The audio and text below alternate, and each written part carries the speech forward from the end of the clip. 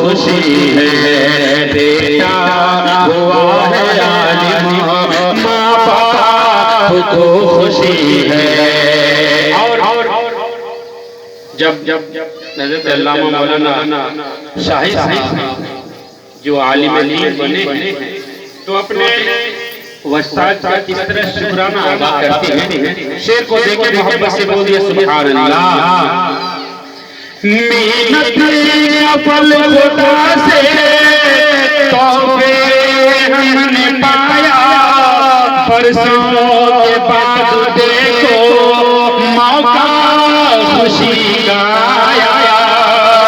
मेहनत का फल खुदा से तौबे हमने पाया, बरसों के बाद देखो मौका खुशी का आया। ये तो करम नवाज़ी, ये तो करम नवाज़ी वस्ताद आपकी है, ये तो करम नवाज़ी वस्ताद आपकी है नूरी नूरी मंज़र, है नूरी नूरी मंज़र, दस्तार की घड़ी है, दस्तार हो रही है, दस्तार हो रही है।